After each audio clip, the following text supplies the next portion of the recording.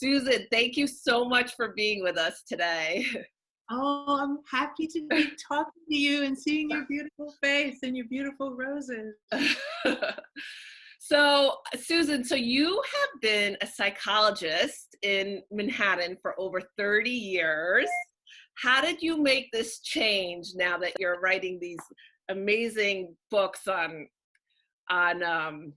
me, that's more about spiritual awakening, these really powerful books, and it seems like the perfect timing for the planet right now. How did you Um, make that leap?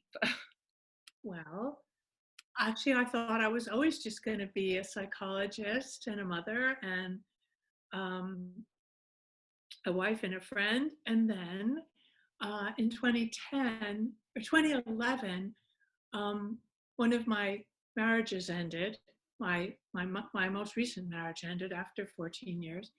Um, And I went, as I'm always doing anyway, to see an intuitive, a man who was almost 90. And I'd seen him previously a few years before.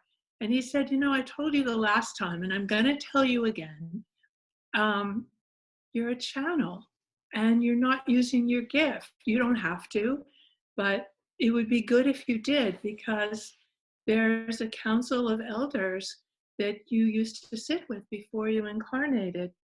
And you agreed to come here as a scribe, and you haven't been doing that. And it's fine to work one on one, but you could do this other thing. But I was afraid in 2011, and I was in mourning for my marriage, and my mother had just died, my father had just died, my sister was dying, and I was like, whoa, I can't really do this.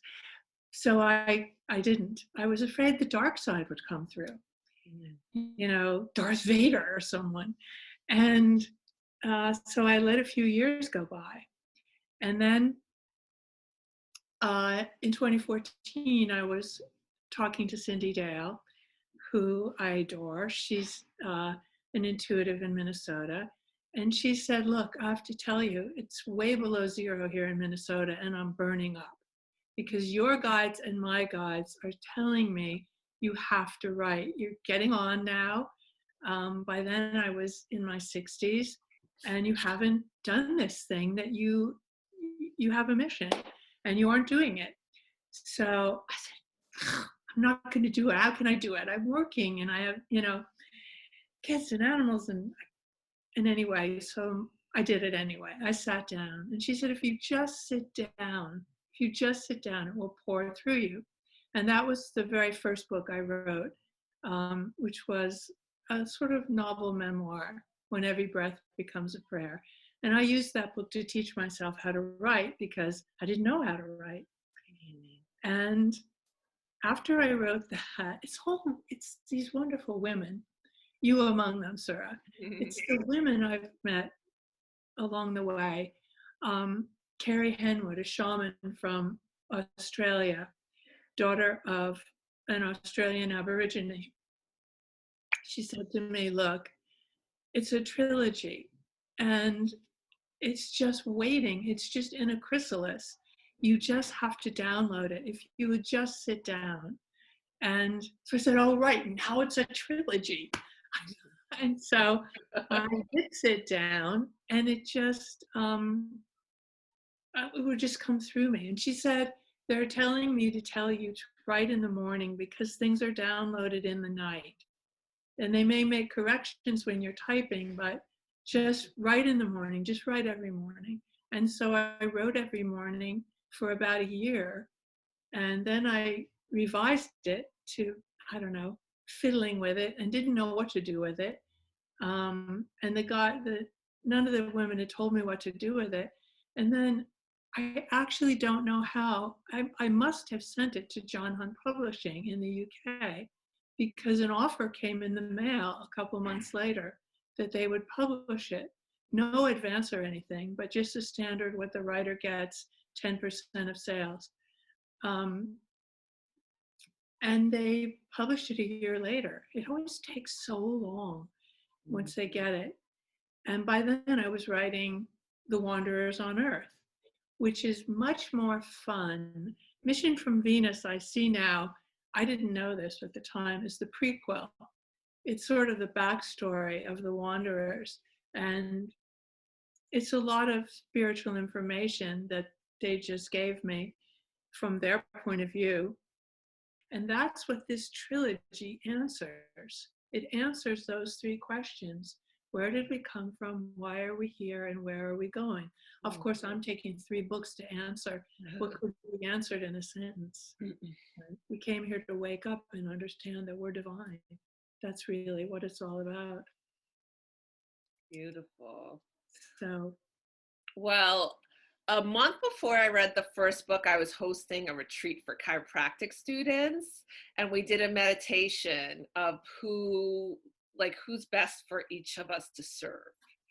And one of the students said, I'm supposed to help wanderers, but I don't know what wanderers are. So we all kind of like laughed, like, that's your answer. You know, like some people were like, mothers, I'm going to help mothers. And this, I'm going to help wanderers. So before the retreat was over, she did another meditation and she told us, and she's like, I just did another meditation and I asked who the wanderers are. And I found out they're in all walks of life. They're dancers and teachers and this and that. And then that was it, you know. And then a month later, I'm reading your book and I get to the page where you describe what a wanderer is. And I just started crying. It was so powerful. So if you could share, what is a wanderer? My share of what I've been told. A wanderer is a being from a different dimension than the Earth is currently. Really, the planet, I think, is in the 4th dimension now, but most beings on Earth, most human beings on Earth are 3rd dimensional, moving toward 4th. But there are beings living in every dimension, all over, millions and billions of beings and billions of planets.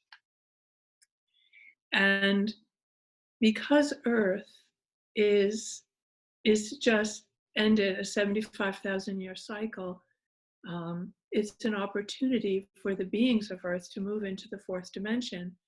But the Council of 9, who's responsible for Earth, felt that not enough humans were ready to move into the 4th dimension, and it wanted more humans to be able to move into the 4th dimension. So they asked for volunteers. So a wanderer is a volunteer from a higher dimension who agrees to change their vibration in order to incarnate on the 3rd dimension to bring the message that we need to hear to go to the 4th dimension. And that is that we are all aspects of the divine. And love is the most powerful force in any world. And if we all can understand that and hear that and embody that, we can move. So the first book, the wanderers are all gathering on Venus, not Venus as we know it in the 3rd dimension with an atmosphere of sulfuric acid, but Venus in the 6th dimension, because we all and every planet, everything exists simultaneously in all dimensions. But because we are 3rd dimensional, we perceive Venus with an atmosphere of sulfuric acid. We don't perceive Venus in the 4th, 5th, and 6th and 7th dimensions, and then the next octave of those dimensions, and the next. But Venus does exist in higher dimensions, and they go there and they train, and many pairs of twin flames volunteer. And at the time that they volunteer, at first they don't understand that they will be losing all their higher dimensional powers because they will have to incarnate as human, because there are laws governing interference on Earth. That's not to say that beings don't slip through the quarantine, because they do, including spaceships and other ETs. But there is a quarantine around Earth saying humans are supposed to be allowed to see if they can find their way back to God without interference. They come from God, they come from source. And can they find their way back to source without interference, except from other humans? Or when enough of them call out for help. So these wanderers have to be human in order to help. But the problem is, when you're born as a human, as we all know, you pass through the veil of forgetting and you don't remember who you were before you came. I mean, you can do life between life regression, past life regression, and dream work, because those things get you through the veil. But most people walk around thinking, okay, this is my life, and they don't focus too much. Maybe your listeners do, as you and I do, have more interest in where you were before. Were you on this planet? Were you on another planet? Maybe some of your listeners are wanderers. Definitely, maybe that woman, that chiropractor in your group is a wanderer, because she's supposed to help wanderers, maybe by realizing she herself. But the challenge is, if you're from a higher dimension, you have to wake up in the third dimension and remember that you came with a mission, in order to fulfill your mission. And you can fulfill it by dancing, delivering the mail, being a mother, uh, you know, making the pizza, being a chiropractor, a psychiatrist, a social worker, a psychologist, a doctor, a nurse, an Indian chief, whatever. There's no limit on how you can do your mission, because the mission is so simple: to tell every human that they are divine. You can walk into a subway car and change the whole atmosphere in the entire car if your vibration is set to love. Like, you can walk down the street and everyone you pass, whether you smile at them, that helps. But even if you don't, can feel that they are loved, because you're just thinking, every person I pass is divine. Every person is divine. It's just whether or not they know it. Beautiful. You know, and the pandemic was a great equalizer in that regard, because this thing about who's essential, like, who is essential was the checkout woman in the grocery store going into what she could have considered frightening, and many people consider frightening, or the guy in the grocery store washing the lettuce, or the guy on his bicycle bringing your pizza. The guy driving the subway, a lot of them died, or the bus. These people went out every day. They didn't have the luxury. Or hands-on workers like you, who had to continue to touch people and to help them. You know, the people that couldn't, like, sit home at their computers like I could and work on Zoom. You know, a lot of you had to go out in there and give your service and take risks. So investment bankers were not so important anymore. They were not essential. But delivery boys were very essential, and that was very beautiful to me. It put things back in perspective. It's like one bug to unite us all. Whatever your attitude toward the bug is, it still had that effect of unity. You know, however serious you took it or didn't take it is really up to every person. But it created a unity in the world, as well as, I just think of it as one bug to unite us all. Mm-hmm. I was thinking when I was reading your books that I think a lot of wanderers will gravitate towards these books, and it'll help them wake up. You know, like, as far as, I'm a wanderer, I have a mission. No wonder I feel like I don't fit in on this earth, you know? Thing when you feel like I always had that feeling as a little kid, as my desk was being shuffled from the window to the bulletin board. It's like, I don't fit in. I don't fit in. And I'm Black. A lot of people have that feeling, but you do fit in, because we're all the same. We are all a spark of the divine. We are all God knowing God.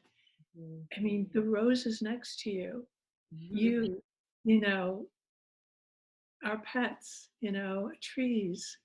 It's all the same star stuff, which is part of God.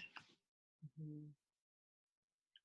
Can you speak a little bit about the third dimension versus the fourth dimension versus the fifth, the sixth? Because I Right. don't know if everybody has an understanding Yeah. of what you mean. The third dimension is the dimension of duality, right and wrong, high and low, rich and poor, old and young, dead and alive. Um, and that can cause a lot of controversy because I'm right and you're wrong. This is the right politics. That's the wrong politics. This is the right theory. That's the wrong theory. This is what happened. That's what happened. It's all this duality. And so it's a lot of pain, but we grow from pain, we grow from challenges, and our challenges are really to help us wake up.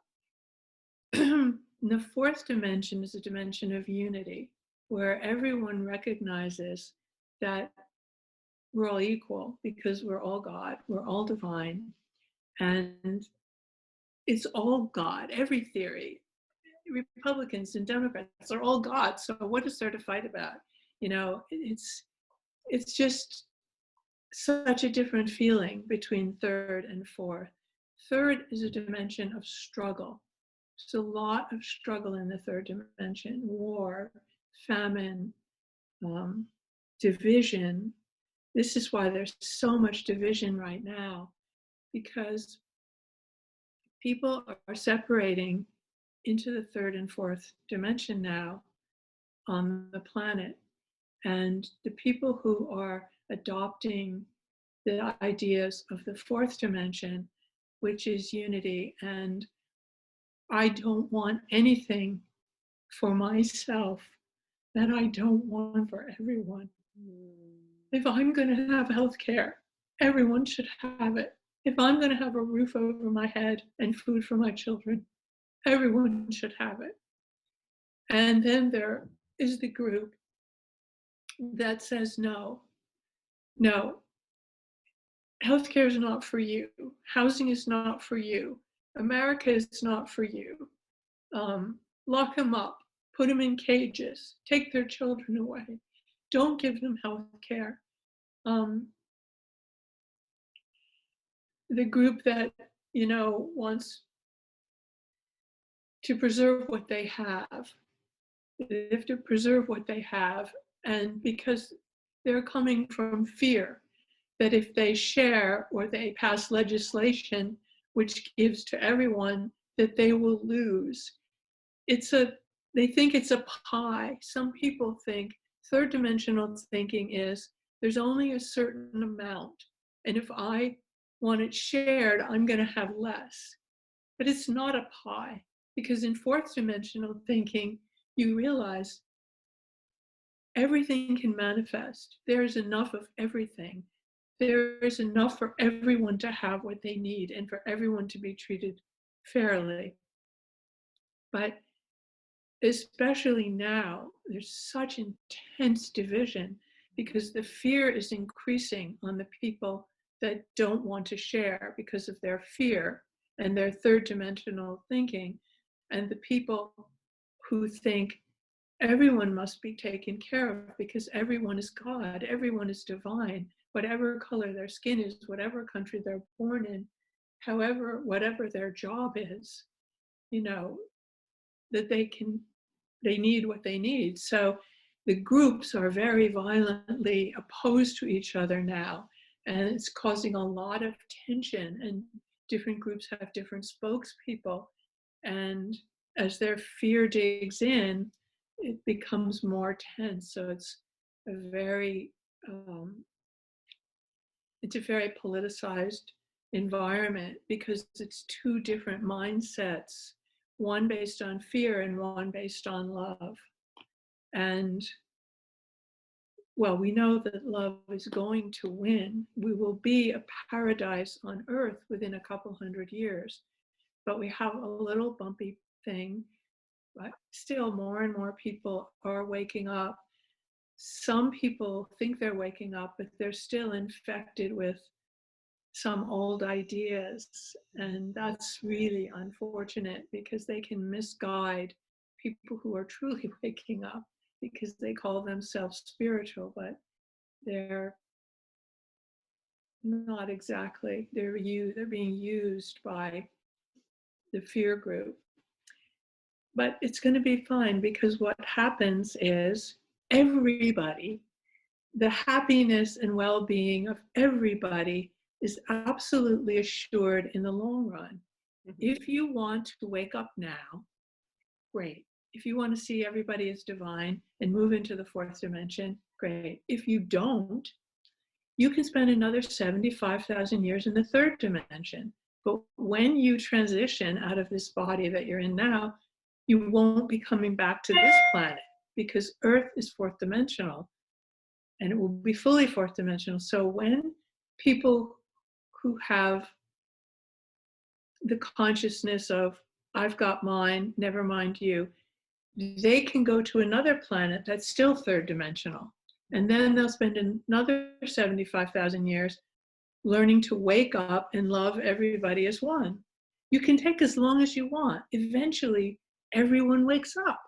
Mhm. So some people will wake up at this cycle. Some people will not, but they're fine. They'll just have another experience on another third dimensional planet, but they won't be coming back here. Mhm. And some people here will move to other planets also for fourth dimensional experience. I mean, you don't always have to come to Earth. You know, I've had dreams of my lives on other planets. So we get some choice in the in between, you know, life between life, where we really are then fully conscious of where we are in our path. Thank So, you, Susan. That's such a hopeful message because, especially, it's like looking at the world right now, sometimes it feels too broken, like there's too much yeah. to fix. But the idea of that, it's not linear. Like, you don't have to fix this world because, on Oh, another level that's hard to make sense, is a world where actually love is supreme. right, right, right. So it's such a hopeful message. And there's another thing with, before you wrote these books, and you still are a practitioner of Right. Carl Jung and work with people one-on-one. I know there's some things with Carl Jung that helped me. One was the shadow work, two, the dream analysis. And I know it's so much to talk about, but even three, knowing what your masculine and your feminine looks like. Would Right. you like to maybe, I know those are some passions of yours, Oh, I but love I to think talk it's about part of when people are watching this and they're that. like, I feel like I need to get more connected to the divine, or I feel like I have a purpose, but I don't know it yet, that these may be tools to help them access who they really are. Right. Um, the first part of work in therapy, in the Jungian modality, is for each of us to recognize our shadow.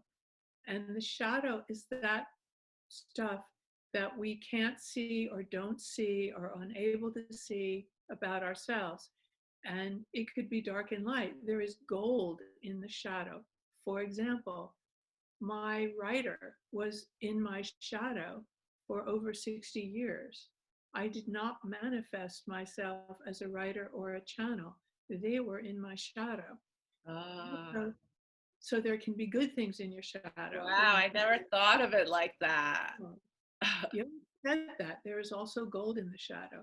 Most people think of the shadow as, oh, it's my selfishness, my greed, my bitterness, my chip on my shoulder. I don't, all this stuff I don't want to see. I'm stuffing it in the shadow and just dragging it behind me in a big bag. So the best way, and to Wow, be, that is like, oh my God, that is, I've never thought of it like that. That is such a beautiful way to see it. yeah, um, there's ways to see your shadow. God knows the very best way is to have a talk with your partner, because partner sees your shadow better than you. Want to know what's in your shadow? Just ask your partner. Which is a great way. We grow so much in relationships because our partner will like point out our shadow. So there it is, like right there. About, you get in a fight and the truth sometimes comes out. You're so damn controlling, I mean, and then you have to look at that. Okay, am I a control freak? Am I controlling? There's a piece of the shadow. You work with it. The best place, so really, is a partner, sometimes a friend, sometimes a boss. Sometimes they are not giving you the truth, they are projecting, but you can feel the difference. The other really great way to see your shadow is your dreams. Your dreams don't waste time telling you stuff in general that you already know. Unless they think you're not taking something you know seriously, then they will underline it. But a dream will point out your shadow. And that's why dream work is just like one of the biggest gifts humanity has is the dream, because the dreams see through the veil of forgetting into other lives, and the psyche, it's like Jung said, if you could talk to your million billion year old self who knows you better than anyone and could really help you, would you do it? Says, yeah, well, you can every night. This being speaks to you in your dreams. Nowadays, people say, Jungians say, dreams originate in the unconscious, in that place, the personal unconscious or the collective unconscious, which is where you can dream, which is why so many people dreamt of the World Trade Center being hit within the weeks and months prior to it, because they were dreaming through the collective unconscious. And that's one way to talk about it. But Jung also spoke about the unconscious as what it actually is, the divine. Wow. Our way to access our divinity and collective divinity. Nowadays, it's not PC to talk about God in therapy so much. So we talk about the unconscious and the collective unconscious, but Jung spoke of the divine, dropping into the divine, and the fact that the unconscious is as vast inside of us as the starry heavens are outside, and even vaster. So I think it's just so beautiful to keep a dream journal, to write down your dreams, to think about them, to carry them around in your pocket, so to speak, and take them out during the day and contemplate them, because they work on you. Even if you're not working with a therapist to analyze them, you can learn so much just from thinking about your dream yourself. And writing your dream down anchors it in the third dimension, which is very helpful. And the more attention you pay to your inner realms, the more they will give you. People say, I can't remember my dreams. And that's because they don't put effort in. It's a muscle. You have to do those hammer curls, and then you're going to start remembering. Before you sleep, you say to your psyche, you say to your own divinity, please give me the gift of a dream. I have to make a decision. I don't know whether to do this or to do that. Please advise me. And you may have to ask 2-3 nights in a row, but if you keep asking with a sincere heart, you will get an answer from your unconscious. And then you write it down, and you may think, I don't understand this. Because dreams prefer symbols to words. So dreams speak in a symbolic language. And then you have to think, what is that symbol meaning? Because some symbols have universal meanings. Ocean is mother, giver of all life coming from ocean. It's also the unconscious, because you can't see beneath the surface. Forest, another symbol, universal symbol. There are archetypal symbols, which come from the archetypal layer. And then there are personal symbols, like a rose can have an archetypal meaning, and it can have a personal meaning to us because of our experiences with growing roses in the garden with our father or something. So symbols have both personal and archetypal meanings. And so the unconscious speaks in those symbols. Um, Serpents, many serpents mean if you start to dream of snakes, change is underway because they shed their skin and they become and they have a new skin. So your persona may be changing, your outward identity. So, but generally it's good to look at both the archetypal universal idea and then specifically, what is my relationship to that symbol? And dreams are so clever in the way they give you a symbol. The other thing that it's good to notice in dreams, if you dream of a man and you're a woman, uh, if you are, whether you are gay or straight or trans or whatever, usually if you manifest physically as one sex, if you dream of the opposite of your physical manifestation, so if you're a physical woman and you identify, say, as a woman, and you dream of a man, you're dreaming of your internalized contrasexual self, your masculine. And like women have an X and a Y. We have our feminine and our masculine. Men also have an internalized feminine. As Dante said, you know, Beatrice was his soul, his animating force, just because he said when he saw her standing on the bridge and she was 17, he was married already. He said, I saw my soul. I saw my soul. I never saw my soul before. So when you meet someone in life uh, who reflects back, who you fall in love with, because a part of you goes out and says, it just matches your inner being. There's no way to see your inner man as a woman except by falling in love. And then you're seeing aspects of it. And it's like a template, you know, oh, because we only if we walk into a room and there are 1,000 men, we might fall in love with one or not, because that one matches our internalized version of man, negatively and positively. So when you dream of a man, you're dreaming of your internalized masculine. And as a woman, like the classic Jungian theory is that it's our masculine that interfaces with the world, that gets a chiropractic degree, that runs a practice, that makes the business decisions. It's our feminine that receives and nurtures and holds. And men can do that, and women can be forces in the world because we both have masculine and feminine. So if you want to meet your inner masculine, look carefully at your dreams and look at who you fall in love with and who you don't fall in love with, as both a man and a woman. And Jung called these internalized opposites, in the case of a man's woman inside, the anima, which is the Latin word for soul. And for the woman's internal man, he's her animus. And you look at your partners, you look at the men you dream of.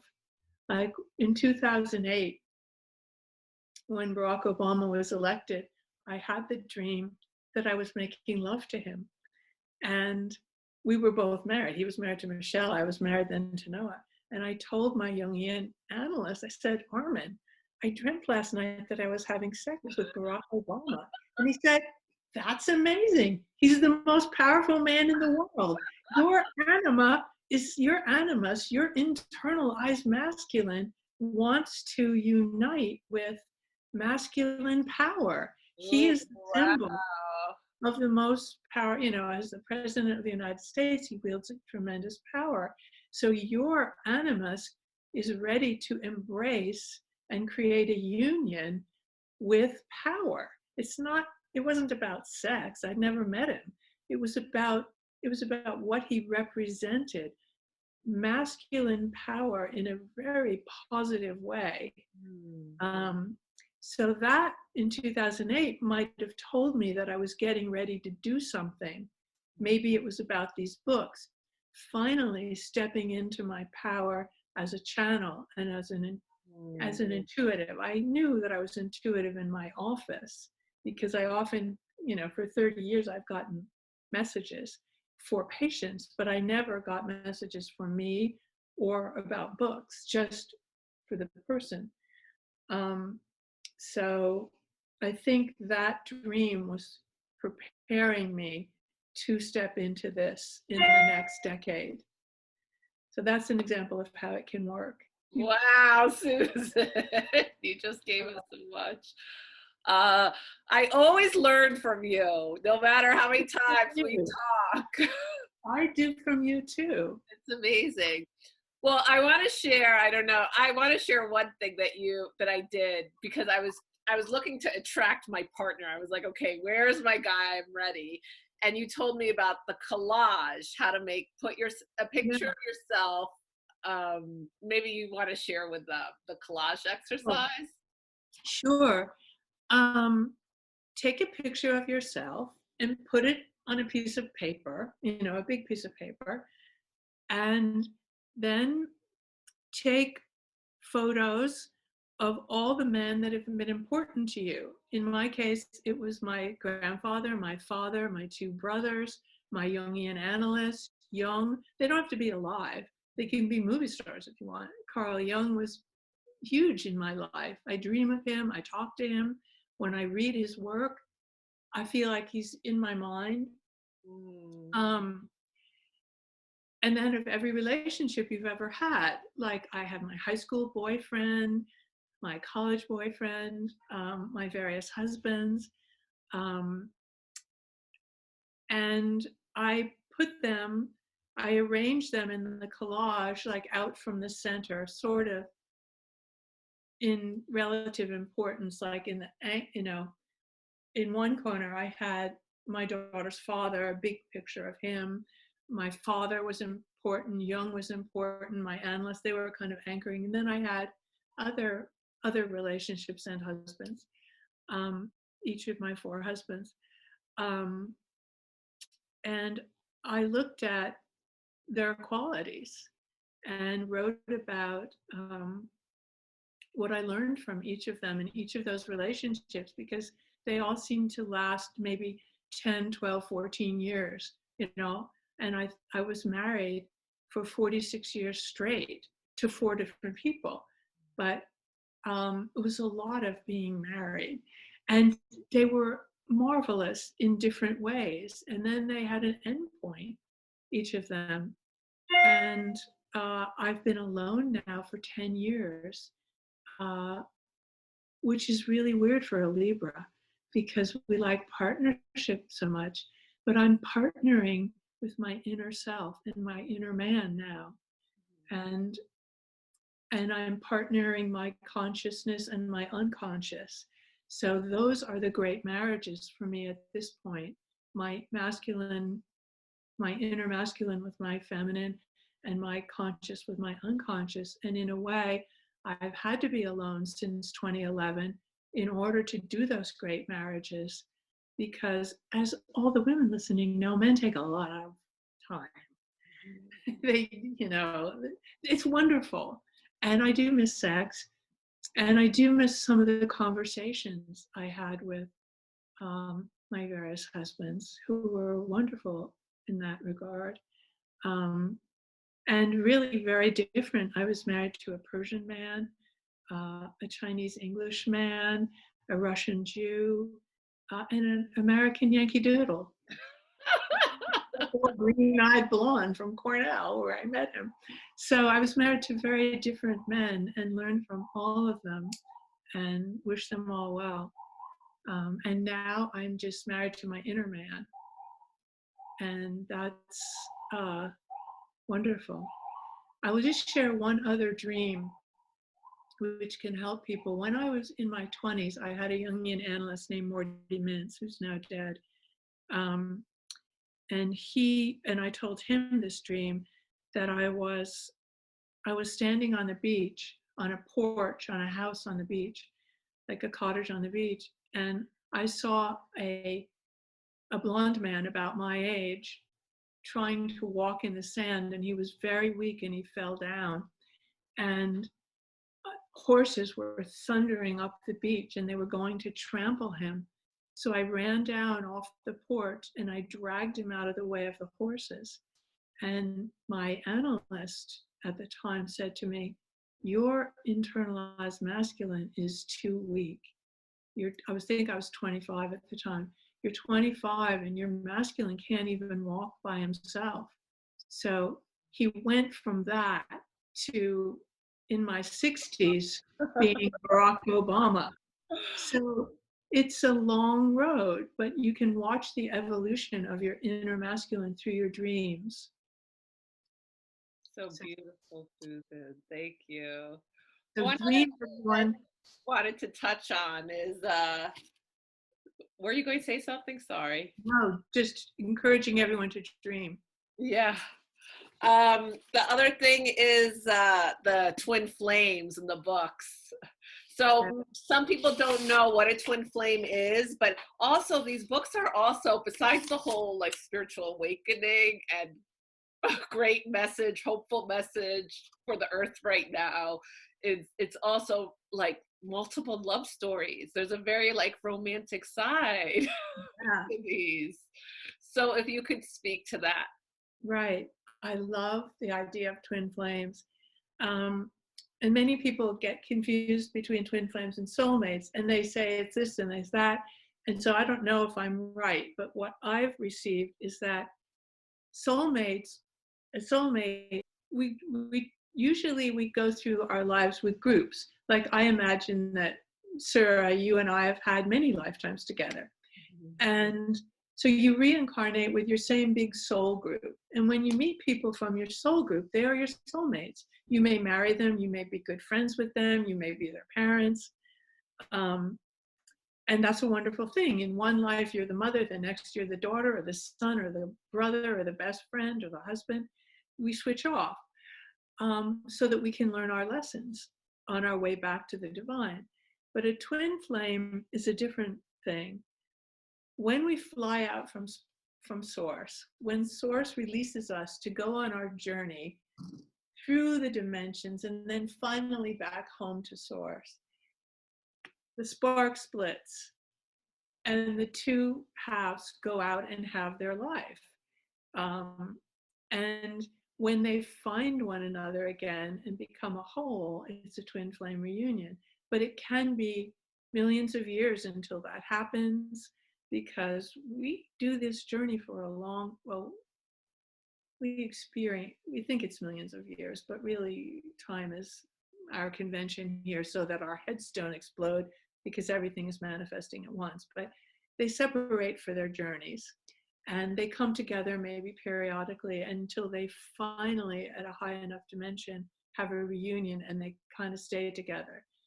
But in my book, they volunteer for the training on Venus, but they have to separate and incarnate separately on Earth and meet each other again, which can or cannot happen depending on how much they wake up. So it's a great joy when they meet again, and their powers come back to them when they meet again too. Yeah, it's like an additional incentive to do your own inner work. So Yeah, awakening it's your one step closer to your true love. yeah, yeah, If you're supposed to be together in that lifetime. yeah. And your true love is really the divine, Mm. ultimately. But because when you go back to source, you merge again with source, I believe. But there are many octaves of dimensions to go through. I don't know what it's like in the sixth and seventh dimensions or in the next octave, because they haven't given me any information, but I can only guess that it's more and more sublime. Mm-hmm. Uh, So so overall, Susan, what do you think is ahead for us, humanity? there's hope is what I'm gathering.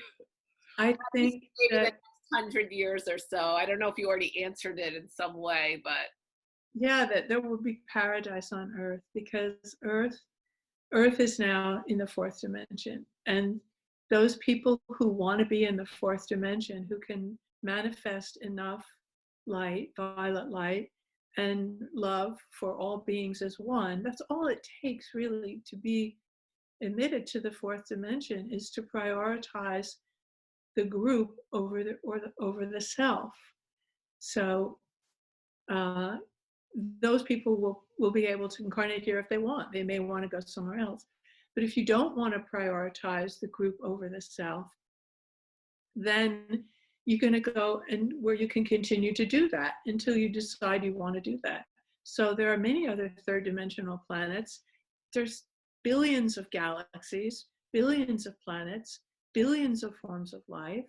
So they can go there and do that. They may have a different type of body on some other third dimensional planet, but they've had other bodies before, as we all have. So it's going to be, Earth itself is going to be wonderful. I mean, it already is wonderful in some respects. And there are people who want everyone to wake up, but you can't force anyone. right. That is such a big thing. Everybody has to awaken when they're ready. Mhm, You put the information around where people might find it. And mhm, if they find it and gravitate toward it, that's great. mhm. Um, in general, you can recognize people who want to be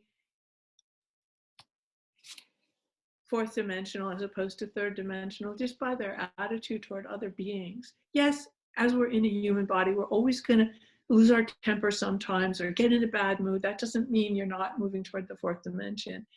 It's your general mindset. Like if you're asking other people to give you money, or you're wanting things to be your way and you're very critical of the other side, um, you're still like judging and thinking third dimensionally. But if you're gonna like say, okay, this is how it is, this is how I feel, I'm trying to be tolerant. It doesn't mean we have to be perfect. Fourth dimensional beings aren't perfect. They just try to be accepting, and loving as much as possible. But you know, we have a human nervous system, so we can get depressed, we can get sad, we can get angry still in the fourth dimension. It's just we can find ways to recover without punching the other guy in the nose. Great.